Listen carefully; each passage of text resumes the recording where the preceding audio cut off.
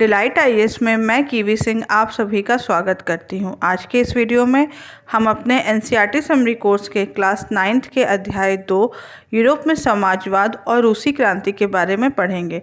सबसे पहले बढ़ते हैं आज के प्रश्न की तरफ। आज का प्रश्न है, व्लादिमीर पुतिन कौन थे? बोल्शेविक समूह के नेता, रूस के शासक, धातु कार्यकर्ता या रूसी राष्ट्रवादी? इसका उत्तर मैं आपको वीडियो खत्म होने पर बताऊंगी। चलिए बढ़ते हैं आज के चैप्टर की तरफ। आज हम पढ़ेंगे सामाजिक परिवर्तन के युग के बारे में। यह जो युग था ये सामाजिक और आर्थिक बदलावों का था। औद्योगिक क्रांति के दुष्परिणामों से लंबी अवधि के काम, मजदूरी, बेरोजगारी, आवास की कमी, साफ सफाई की व्यवस्था में काफ़ी ज़्यादा बदलाव आया था और इसकी स्थिति काफ़ी ज़्यादा बदल गई थी। इसलिए लोगों को इस पर सोचने के लिए विवश कर दिया गया था। उसके बाद जब फ्रांसीसी क्रांति हुई तो फ्रांसीसी क्रांति ने समाज में परिवर्तन की संभावनाओं के द्वार खोल दिए। इन संभावनाओं में 3 विचारधाराओं का विकास हुआ: उदारवादी, रूढ़िवादी और परिवर्तनवादी। उदारवादी एक ऐसी विचारधारा है जिसमें सभी धर्मों को बराबर का सम्मान और जगह मिलता है। ये लोग केवल व्यक्ति मात्र के अधिकारों की ही रक्षा के पक्षधर में थे।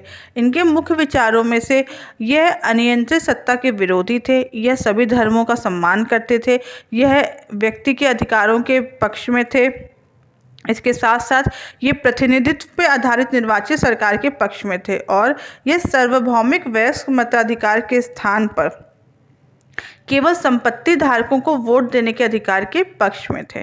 फिर हम आते हैं रूढ़िवादी विचारधारा के समय। यह एक ऐसी विचारधारा थी जो पारंपरिक मान्यताओं के आधार पर कार्य करती थी।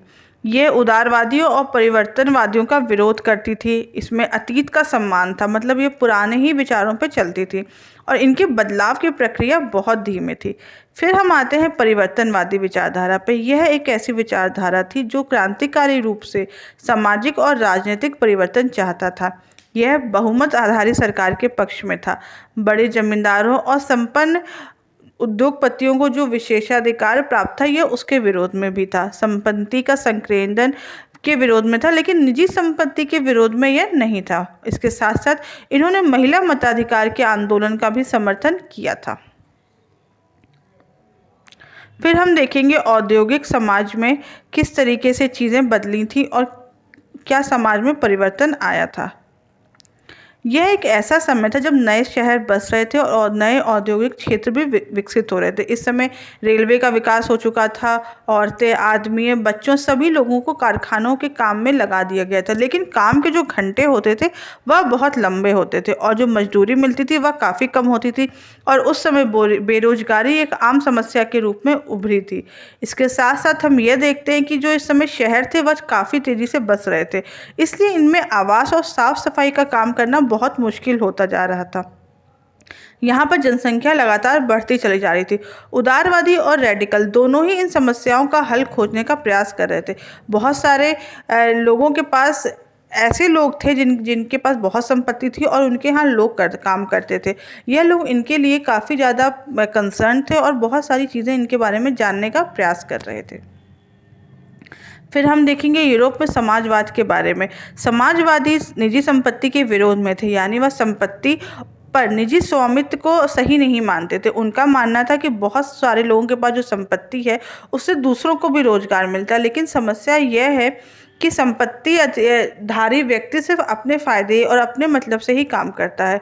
वह यह नहीं सोचता कि जो व्यक्ति उसकी संपत्ति को उपयोगी बनाता है उसके लिए वह कुछ उदारशील बने। इसलिए उनका कहना था कि संपत्ति पर किसी एक व्यक्ति का नहीं बल्कि पूरे समाज का नियंत्रण होना चाहिए। इससे सामाजिक हितों पर विशेष ध्यान दिया जाएगा। कार्ल मार्क्स इस विचारधारा के प्रमुख समर्थक थे। उनका मानना था कि खुद को पूंजीवादी शोषण से मुक्त करने के लिए मजदूरों को एक अत्यंत अलग किस्म का समाज बनाना पड़ेगा। उन्होंने भविष्य के समाज को साम्यवादी या कम्युनिस्ट समाज का नाम दिया है। फिर हम देखेंगे समाजवाद के लिए किस तरीके का समर्थन आता है। 1870 के दशक आते आते समाजवादी विचारधारा पूरे यूरोप में फैल चुकी थी। समाजवादियों ने द्वितीय इंटरनेशनल के नाम से एक अंतर्राष्ट्रीय संस्था का भी निर्माण कर लिया था। इंग्लैंड और जर्मनी में भी यह स्थिति और यह विचारधारा फैल चुकी थी। वहाँ के मजदूरों ने अपने जीवन और कार्यशैली में सुधार लाने के लिए कई संगठन बनाना शुरू कर दिए थे। काम के घंटों में कमी और उसके साथ मताधिकार के लिए भी ये लोग विरोध करने लगे थे। फिर हम देखते हैं कि 1905 तक ब्रिटेन में भी समाजवादियों और ट्रेड यूनियन अधिकारियों ने लेबर पार्टी के नाम से अपनी एक पार्टी बना ली थी, और यह इसके साथ साथ फ्रांस में भी सोशलिस्ट पार्टी के नाम से एक ऐसी ही पार्टी का गठन किया गया था। फिर हम देखते हैं रूसी क्रांति के बारे में।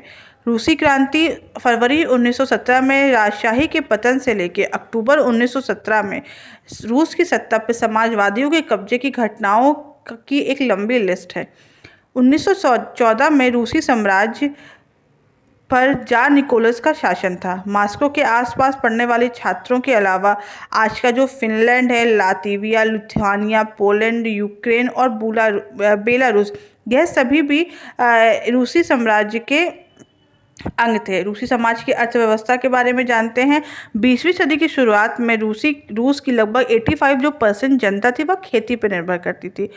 उद्योगपतियों की जो निजी संपत्ति, जो कारखाने थे, उनकी स्थिति काफ़ी खराब थी। यहाँ के किसान समय समय पर अपनी ज़मीन अपने कम्यून को सौंप देते थे, और कम्यून परिवार की जनता ज़रूरत के हिसाब से किसानों को वापस ज़मीन बांटता था। रूस में एक निरंकुश राजशाही थी। 1904 में ज़रूरी कीमतों के तेज़ी के बढ़ने की वजह से वहाँ की स्थिति लगातार खराब होती रही थी। फिर अंततः हम यह देखेंगे कि वहाँ मजदूरी संगठन बनने लगे और मजदूरों की स्थिति में सुधार की मांग उठने लगी थी।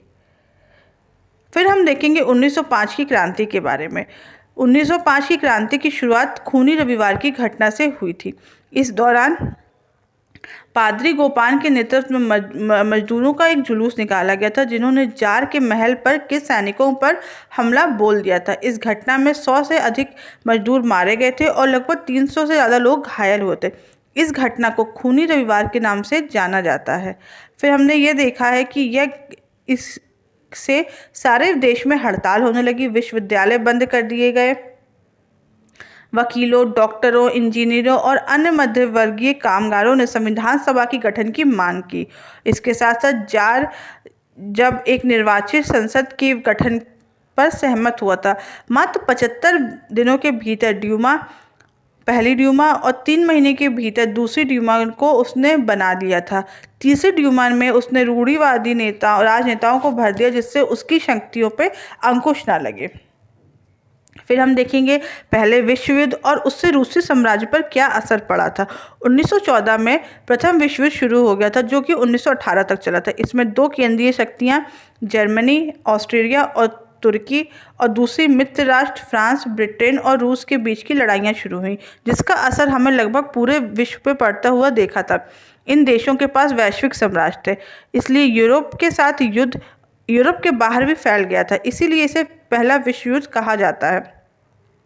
इस युद्ध की शुरुआत में रूसियों को काफ़ी समर्थन मिला था, लेकिन जैसे जैसे रूसियों का युद्ध लंबा खिंचता रह गया, ड्यूमा में मौजूद पार्टियों ने सलाह लेना छोड़ दिया और उसके प्रति जनता का समर्थन कम होने लगा। लोगों ने सेंट पीटर्सबर्ग का नाम बदलकर पेट्रोग्राद रख दिया, क्योंकि सेंट पीटर्सबर्ग जर्मन नाम था। 1914 से 1916 के बीच में जर्मनी और ऑस्ट्रिया में रूसी सेनाओं ने काफ़ी पराजय झेली। 1917 से तक आते आते लगभग 70 लाख लोग मारे जा चुके थे और रूसी सेनाएं पीछे हटना चाहती थी। रूसी सेनाओं ने रास्ते में पड़ने वाली सभी फसलों को नष्ट कर दिया ताकि दुश्मन वहां टिक न सके। फसलों और इमारतों के विनाश से रूस में लगभग 30 लाख से ज़्यादा लोग शरणार्थी हो गए थे। फिर हम देखेंगे फरवरी क्रांति के बारे में। पहले जानते हैं फरवरी क्रांति के कारण के बारे में। फरवरी क्रांति का सबसे पहला कारण प्रथम विश्व युद्ध था और उसका इतना लंबा खिंचना था। फिर हम देखेंगे रास्पुतीन का प्रभाव, सैनिकों का लगातार गिरता मनोबल, शरणार्थियों की समस्या जो कि 30 लाख के लगभग पहुंच चुकी थी। इसके साथ साथ लगातार युद्ध से खाद्यान्नों की कमी हो गई थी और उद्योग बंद हो गए थे, और असंख्य रूसी सैनिकों की मृत्यु से यहाँ के लोग काफ़ी क्षुब्ध हो चुके थे। फिर हम देखते हैं फरवरी क्रांति की प्रमुख घटनाएं कौन सी हुई हैं। 22 फरवरी को फैक्ट्री में तालाबंदी, 50 अन्य फैक्ट्री के मजदूरों की हड़ताली मजदूरों द्वारा सरकारी इमारतों का घेराव, राजा द्वारा कर्फ्यू लगाना, 25 फरवरी को ड्यूमा का बर्खास्त करना। इसके साथ साथ 27 फरवरी को प्रदर्शनकारियों ने सरकारी इमारतों पर कब्जा कर लिया। फिर हम देखते हैं कि सिपाहियों और मजदूरों का संगठन ने सोवियत का गठन किया। 2 मार्च को सैनिक कमांडर की सलाह पर जार ने गद्दी छोड़ी और इससे जारशाही का अंत हुआ। हम देखेंगे क्रांति के प्रभाव के रूप में रूस में एक लंबे समय से चली आ रही जारशाही का अंत हो गया था। सार्वभौमिक वयस्क मताधिकार के आधार पर संवैधानिक सभा का चुनाव होने लगा था। फिर हम देखेंगे कि अंतरिम सरकार में सोवियत और ड्यूमा के नेताओं ने शिरकत करी थी। अब हम आते हैं अक्टूबर क्रांति के बारे में। फरवरी 1917 में राजशाही के पतन से और 1917 के अक्टूबर की मिश्रित घटनाओं को अक्टूबर क्रांति कहा गया है। 24 अक्टूबर 1917 में विद्रोह शुरू हो गया था और शाम ढलते ढलते पूरा पेट्रोग्राद शहर बोल्शेविकों के नियंत्रण में आ गया था। यह इस तरीके से अक्टूबर क्रांति पूरी तरीके से पूर्ण हुई थी। बोल्शेविक नेता लेनिन अप्रैल 1917 में रूस वापस लौटे थे। उन्होंने उस समय युद्ध की समाप्ति से जुड़ी अन्य सभी खबरें और अन्य सभी मांगें अपनी सरकार के सामने रखी थी। फिर हम देखेंगे कि अक्टूबर क्रांति के बाद क्या क्या बदला था। निजी संपत्ति का खात्मा हो गया था, बैंकों का राष्ट्रीयकरण हो गया था और इसके साथ साथ उद्योगों का भी राष्ट्रीयकरण हो चुका था। जमीनों को सामाजिक संपत्ति घोषित कर दिया गया था। अभिजात मतलब जो एलिट वर्ग था, उनकी जो पुरानी पदवियां थे, मतलब जो पुरानी पोस्ट पे थे, उस पर रोक लग गई थी। रूस में केवल एक दल की व्यवस्था हो गई थी। जीवन के हर क्षेत्र में सेंसरशिप जैसा कुछ लागू हो गया था। और फिर हम देखते हैं कि गृह युद्ध का भी प्रारंभ यहाँ पर हमें देखने को मिलता है। क्रांति के पश्चात रूसी समाज में 3 प्रमुख समूह बन गए थे। बोल्शेविक, जिन्हें रेड्स कहा जाता था, सामाजिक क्रांति, जिन्हें ग्रीन्स कहा जाता था, और जार समर्थक, जिन्हें व्हाइट्स कहा जाता था। इनके मध्य गृह युद्ध शुरू हो गया था। ग्रीन्स और व्हाइट को फ्रांस, अमेरिका और ब्रिटेन से भी समर्थन मिलने लगा था, क्योंकि यह जो देश था यह समाजवादियों से सशंकित था। चलिए बढ़ते हैं आज के प्रश्न की तरफ। आज का प्रश्न था, व्लादिमीर पुतिन कौन थे? इसका उत्तर है बोल्शेविक समूह के नेता। आज के वीडियो में बस इतना ही। अगर आपको इस वीडियो से रिलेटेड कोई भी डाउट हो तो आप मुझे कमेंट बॉक्स में बताएं और हमारे चैनल को सब्सक्राइब करें और फ्री PDF के लिए हमारे टेलीग्राम ग्रुप को ज्वाइन करें। Thank you so much.